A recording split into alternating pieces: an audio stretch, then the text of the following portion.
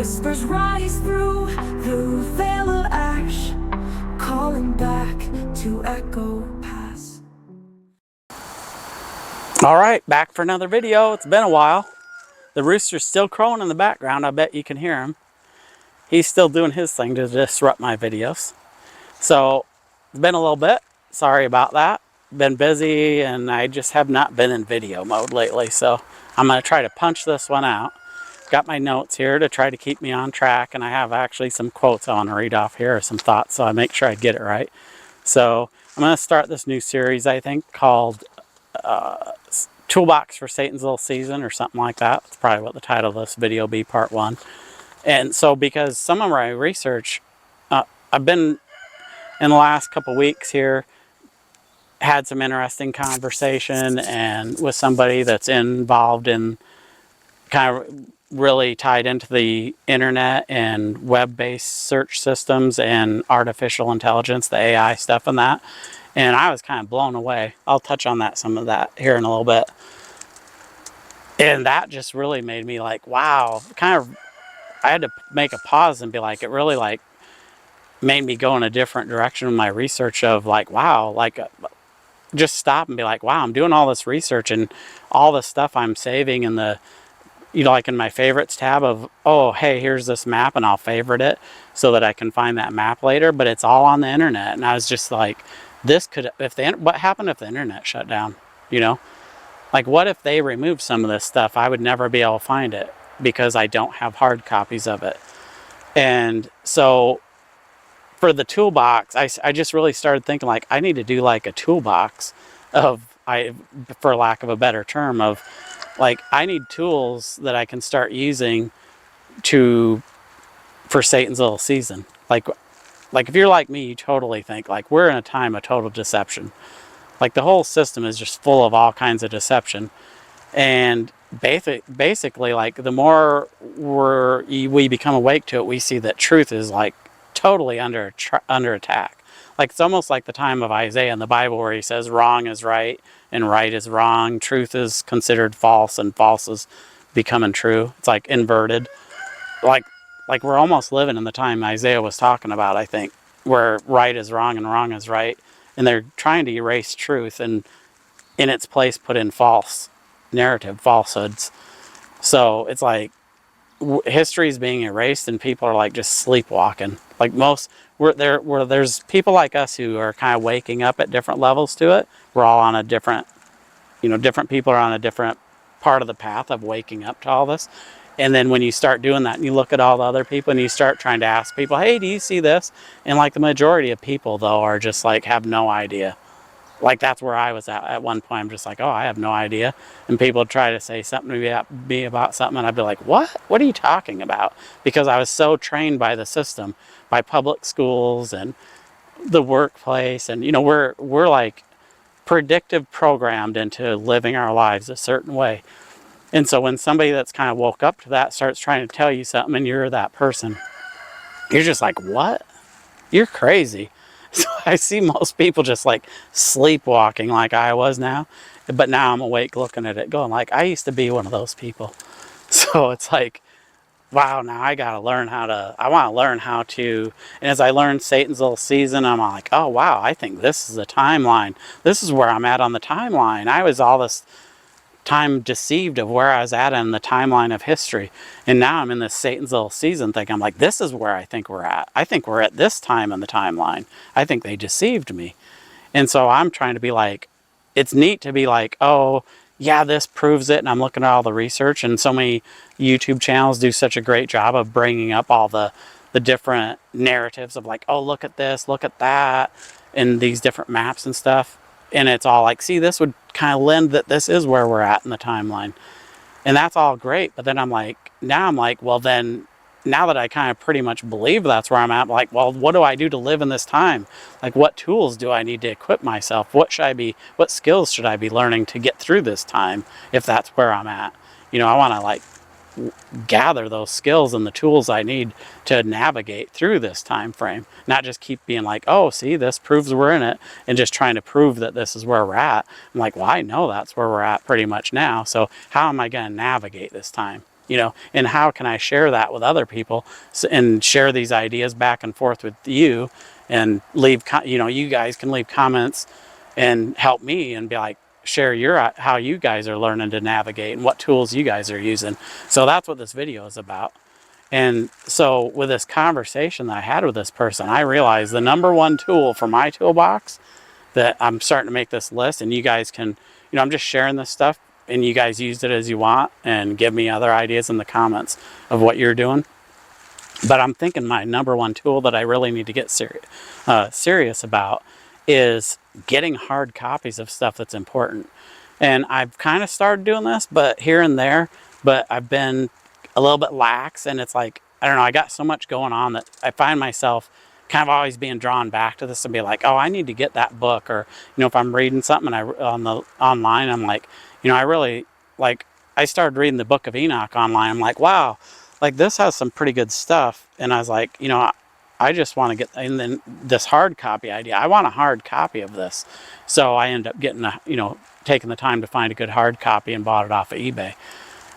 I think that's where I got it, from a store on eBay. But, you know, I do this, but then I'll get, so I know it's important to get hard copies of stuff, because the internet is not guaranteed. And what's available on the internet is never guaranteed. So now I'm really starting to be serious about trying to make hard copies of everything. And in my research, see, I'm really going to start doing this more with my research as I'm finding old maps and stuff. Normally what I'll do is I'll either make a screenshot or I'll save the image if I can, and I'll put it in a file. And I think, oh, that's good enough. It's saved offline. I'll put it on a flash drive or whatever. But it's like, that's really not good, because I've had flash drives go bad. You know, the best way to have something is have it like this. But that's kind of, in today's world, we're not used to that, I don't think. Like, I grew up in a time where that's all you did is make copies of stuff way back, you know. I'm an old guy. You know, I'm 56 years old, so I grew up before the internet was around. So I'm kind of used to that, but now I've gotten out of that habit. And I'm really trying to make sure, so I'd tell you guys, if you see something on the internet, like an old map or an old picture of something or something, we should always be asking ourselves in our research, is this something that if the internet went down, or they took this away, or this website went away, would I regret having not made a physical copy of it? And if you say that to yourself, then you should download it to your computer or flash drive, and then and so that's one way that you have it offline, but it's still digital, and then make a copy of it and put it in a 3-ring binder or something like that. Start making an actual physical copy, so that if your digital flash drive or hard drive or whatever failed, you have a digital or a written, stable way of keeping that information. So that's my number one tool, and that is what this person really emphasized that I talked to, that's in that market in that sector of the internet and web-based systems and AI. And I was really shocked by it. I'm going to give you some quotes on what they told me. I actually wrote down some of their stuff in quotes so I could, because it was just like so shocking to me. So let me just look at my notes here quick and make sure that I'm not missing out on something. I think that covers most of that, just the brief. I'm going to get in some future videos. I'll kind of share what I'm doing to hard copy and put my stuff in order. Hopefully I'll do a video on that, just to share how I'm doing that with printing stuff off. But make hard copies and save stuff offline, so you're not relying on the internet. And then the other tool that I want to touch on is discernment. I feel like I have pretty good discernment from my business that I had my own business and stuff. So, but you can always improve on discernment. And I think especially learning about, if you're looking at new areas of things, sometimes our discernment isn't the best because we don't really know something about a certain topic. So then we just want, you hear somebody talking and they seem like they're like an authority on it and they have really good knowledge on it, and so then we just tend to just trust that. Like, say if somebody was coming to my channel and they hear me talking about Native Americans or something, they're like, oh, he seems like he really knows it, and he's showing some quotes, and then you just trust them, because if you don't you're like, I don't know anything about this, and this person seems to know. Don't do that. Like, that's not a very good idea. Like, don't trust me. Like, I'm one of the people, I don't hear that enough of people. Like, I wish people would say that more on these channels. Like, don't trust me. Double check me. Like, listen to what I'm saying, and I think I'm saying what's true. Me personally, I'm always going to try to, I spend the time to, because I don't want to be shown that I was wrong on something. I want to be right and share information that I've researched. But I've been wrong on stuff, and I've gotten stuff a little bit off in the past. So you should never listen to what I'm saying and just take it as the truth. Always research this stuff for yourself. And so one of the things I've been researching is like, for myself, is like, oh, it's easy for me to think, oh, I have discernment. But I've actually been reading some being like, well, you never totally just reach where you have total discernment. You can always improve it. So I've been working on that. I'll share some of that in future videos. This is just like a highlight video of like what I'm looking at and what tools I feel like we all should be working on. And discernment, improving our discernment's another one. And we shouldn't just trust people without double checking stuff. Pastors, teachers, people who seem wise, like, I've been led astray by people. Like, I don't really trust stuff that 501c3 corporate churches tell us anymore. But I think there's definitely stuff that they will say that is true, and it's good information. But in the past, that's one of the things that led me off. And I realized these people were, I was just listening to them as an authority and assuming they knew more than I did. When in reality, then I realized later, oh, I got off track because I just was trusting these people that they knew more than me and they were telling me this.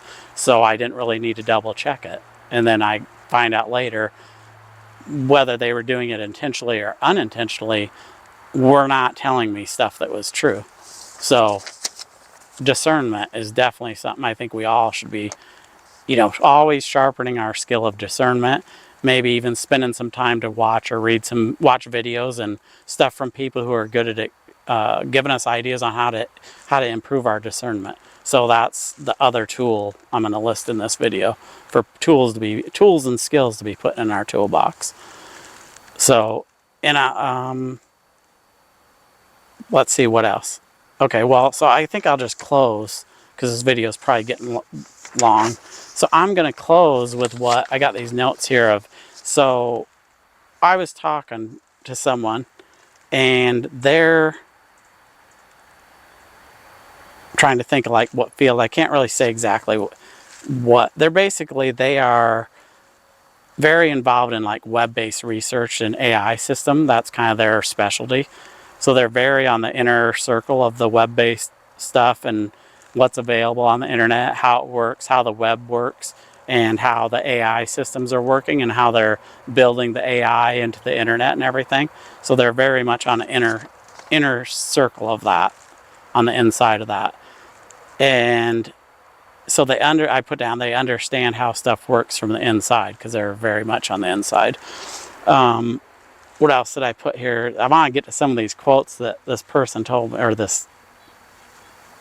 I want to get to some of the quotes here that I wrote down from this conversation because they were like really shocking. When I had this conversation, I wasn't expecting it to be like a quotes of like, hey, it's the end of the world type conspiracy stuff. I was like expecting it a little bit like, oh, well, yeah, there's some shadow banning going on in that, but there's all this good stuff going on the internet. And it wasn't that way at all. They were like, one of the things they said was, quote, the internet is already being shaped in a way that us people who are outside of this inner circle, that you can't fully see. So they said that. I was like, wow. So the internet's already being shaped in a way that we can't fully see. And their thing to that was like, we on the outside think we know what's going on if we're like people like me, where I'm like, oh yeah, I know about how they shadow ban stuff and they're hiding and filtering stuff and making certain pages be low in the search engines. And they were like, no, you don't even have a clue. Like, you think you know what's going on. That's just surface level stuff that they're doing. And I was like, wow, okay. I was like, oh, this is going to be an interesting conversation then. And they said search results aren't what they used to be. and pages are disappearing, and it's only going to get more filtered, especially if AI is used not as a tool for good, but as a tool for control. And I think that I took from this conversation that that's what they said. They're like, now, this could change if somebody, they're like, I'm not saying this is for sure, but they're like, this is the road where we're headed unless something changes. It's not a good road we're on, but it doesn't mean that's for sure where we'll end up, but that's where they said we will unless something changes. So, and their opinion was that all this stuff, which I think we all would agree on, like anybody watching this channel is like, oh yeah, duh, yeah, it's being used for control. I was surprised this conversation was being had, though. And with this, in this conversation, I was like, this was not where I expected the conversation to go. And they also said, quote, people have a small window of time right now. And it's a window where if you're looking for truth, it is still leaking through. And I was like, okay, wow. This is like, I just kept being like, in my mind, I'm trying to like, not be like, wow, holy cow. Trying to like look normal. My mind was like, wow, truth is still leaking through if you know where to look, but the window for that is closing and closing fast. I was like, wow, like write that quote down, right? I'm going to say that again. I like that without interrupting. We're in a small window of time right now, a window where if you're looking for truth, it's still leaking through if you know where to look, but that window is fast closing. Wow, like that's crazy. And that right now they also said like in the conversation about like, see in this thing, see they told me something I already knew because they told me because I was talking about it kind of somewhat from the background of like researching on the internet and what research tools are out there and asking them like what resources I could use for researching stuff that is a little bit outside the mainstream narrative of what mainstream history tells us.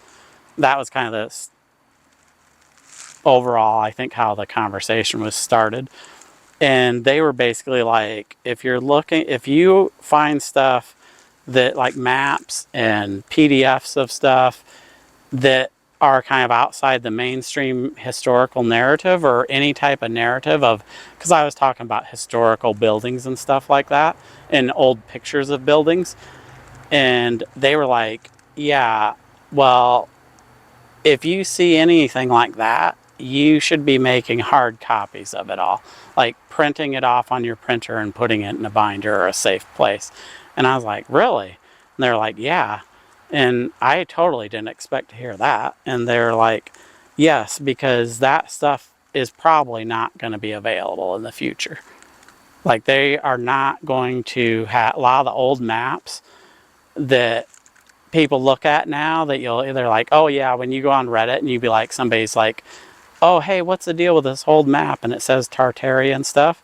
They're like, that type of stuff is starting to be targeted for burying it right now. And they said, so that stuff is only going to get harder for you to find because they're using the search engines and stuff like that to bury it. So unless you know exactly what to look for a certain map, it's going to be it's getting hard right now. And I was like, yeah, I know that. Like definitely like Google will bury stuff. Like you really have to know. I've seen that happen. They're like, yeah, but it's more than what you guys think. They're like, you guys see stuff being buried, but it's much deeper and more specific. Like there's definitely a plan to limit that stuff, and it's through predictive programming that they're doing this. And they're using the stuff that is like goes over big on these social platforms like YouTube, Facebook, Reddit, any of this stuff. They're like, any of this stuff that is speaking outside of a certain narrative and it gets lots of views and lots of interest, they're using the search engines, the AI tools and all that it will pull up flags and they'll be like, look, this map, they said that like there'll be a map and it doesn't fit it raises questions about, people are like, hey, yeah, what's this map? Huh, that's interesting. That doesn't fit with our maps today. It starts flagging that stuff, that people are starting to see this and find interest in it, and they're starting to bury it that way, purposely bury stuff that that people are finding an interest in, that is starting to be popular. Then they will bury it. And he says eventually that it will be eliminated as soon as they can. They will just erase it, and you will never be able to find it, even if you know the exact name of it. And so they're like, if you find something in your research that you want, you better make copies of it right now. Like, print it off like this and put it in a binder. And I was really shocked by that. I was like, wow. Like, that's crazy. This person was telling me that. And then what else did they say here? So we have a small window of time. And so they're like, definitely, like, you need to be printing off stuff that is, if you find it interesting, you better print it. And they said, oh yeah, so let me see, here's another quote. So they were telling me this, that you should download PDFs or maps or anything. They said, if things keep heading in the direction that they are, like that they see them within they're on the inside, they're like, if things keep heading the way that they see that they're heading, there might come a day when you can't find these things. And by then, it won't matter how much we remember. If you didn't save it, it'll be gone. Like, so even if we can remember the specific name of a video to put it in quotes and search for it, it won't matter, because it won't be there. They will erase it. And I was like, okay. Like, that's a pretty strong statement. And they also said that the stuff, they said, like, people like me, they like, you think you know what's going on, and you see how AI and the internet search engines and stuff, and how all that's being, all those tools involved in that whole area of the internet are working against us and shadow banning stuff and that. And he's like, it's like, you think that you know and that you're wise to it, and they said, but this stuff is not being talked about openly, and there's a public face being put on it about how great AI is and how it'll help search engines and all this. And even outside of AI, they kept being like, not just AI, but the other stuff, because a lot of people are very against AI, but they were like, even the stuff outside of AI that's being put in place, is that there's a public face to it.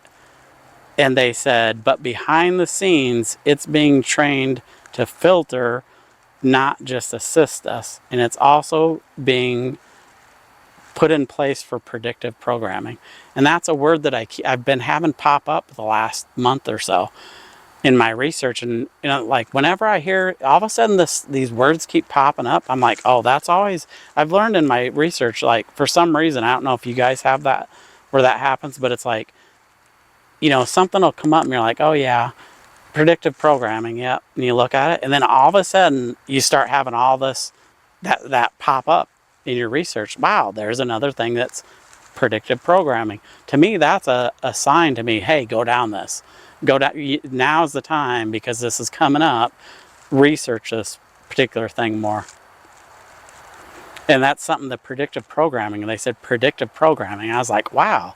Like, I keep having people say that right now to me. So, excuse me.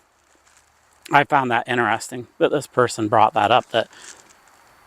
And then they said more about that I won't go into, because then we kind of got off in a little rabbit trail. I was like, because I knew, I'm like, okay, I'm gonna dive in on this and ask more. I'm like, what do you mean predictive programming? Like, what are you talking about? Predictive programming in what ways? What are you seeing? So I dove deeper into that. So, but I won't go into that right now, I guess. What else did they say? I don't know. I guess that kind of covers it. But this conversation really made me be like, whoa. Like, it was probably one of the more shocking, like, if you want to call it that, shocking, but like eye-opening, like, whoa, I better pay attention. Conversations that I've had, or things that I've came across within the last 6 months, where I was just like, really like, whoa, like, my mind's been on this conversation, like, wow, I need to take this serious. You know, it's shocking. What this conversation was a little shocking that it was so openly said to me like this stuff that like, yeah, this stuff's being erased and it's being used to predictive program you guys. And you guys have a little bit of, you guys that are aware, you guys might think you know, but you have no idea what's coming. And like, unless something changes, it's going to change for the very worse more in the future. It's going to get way worse. So you guys better prepare for it and get stuff documented, hard copies of stuff and this and that, whatever our conversation led to, and in how it's being used for predictive programming way more than I thought. Like, it was an eye-opening conversation. So anyway, I'll wrap this video up because it's getting long probably. Don't want to bore you guys. We'll see how many people are interested in this line of thinking. And if you like this, if there's enough people interested, you want me to dive deeper into some of this part of what I like, the predictive programming conversation that we had, I can get into that. And I'll do more videos on some of the other tools that I'm starting to get real serious. Like, I'm just putting this list of Toolbox stuff together for me. So I figure if I'm going to put this together, I might as well try to put it in videos, and maybe it'll help you out there, give you guys some ideas to help with your guys' research and stuff. So, all right. Hey, thanks for tuning in. I'll talk to you later. If you have anything that you want to share with me in comments, or any tips that you want to share with me or thoughts, leave those. I appreciate you guys doing that, and I'll catch you on the next one. See you later. This is Echo Pass Outpost checking in from the edge of the map. If you can hear this signal, you can still escape the Matrix.